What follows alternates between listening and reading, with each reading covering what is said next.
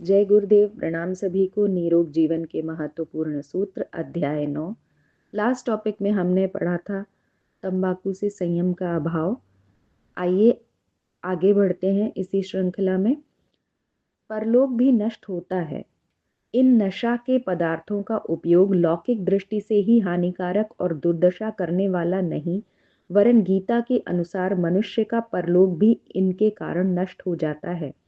शास्त्रों में सब प्रकार के वास्तविक उन्नति और कल्याण का मूल सात्विक प्रवृत्तियों को ही बतलाया गया है।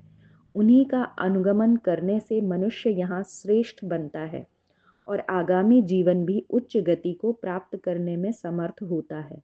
सत्कर्मों द्वारा जो स्वर्ग सुख प्राप्त होने की बात संसार के सभी धर्म ग्रंथों में कही गई है, उसका आशय ही है कि मनुष्य की वास्तविक उन्नति सद्गुणों, सदाचार और पुण्य प्रवृत्तियों का पालन करने में ही संभव है।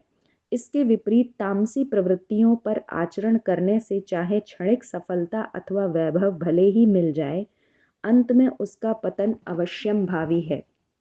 दुर्व्यसनी मनुष्यों का पतन और दुर्गति अनेक बार तो इस संसार में ही प्रत्यक्ष दिखलाई दे जाते हैं।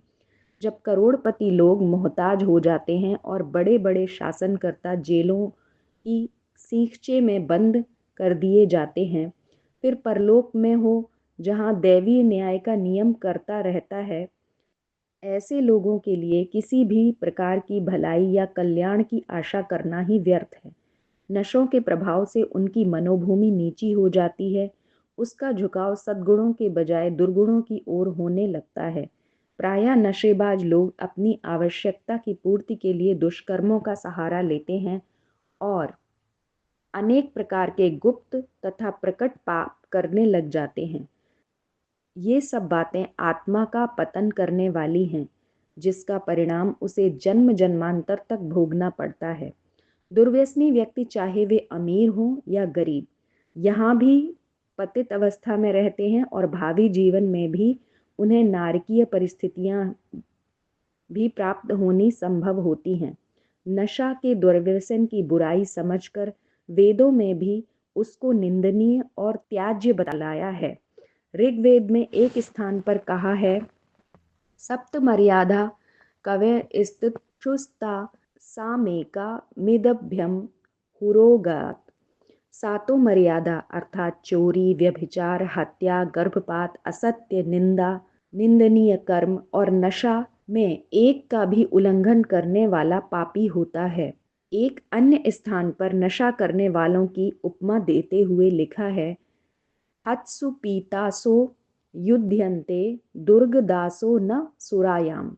मादक पदार्थों के सेवन करने वाले निर्लज्ज होकर बकते झकते, लड़ते झगड़ते और अशिष्ट आचरण करते हैं। इसका भी आशय यही कि वैदिक ऋषि मादक द्रव्यों का सेवन करने को पाप का एक मुख्य कारण मानते हैं, क्योंकि ऐसे पदार्थों से बुद्धि भ्रष्ट होती है और बुद्धि के दूषित होने पर पतन मार्ग पर चलना स्वाभाविक ही है।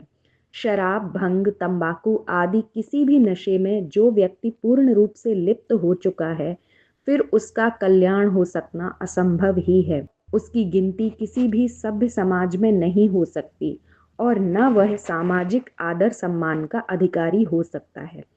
ऐसा व्यक्ति एक प्रकार से अपनी इज्जत को बेचकर खा जाता है, क्योंकि जब उसको नशे की तलब लगती है तो उसकी पूर्ति के लिए किसी भी तरह का हीन जघन्य कार्य करने वाला कहना किसी दृष्टि से अनुचित नहीं।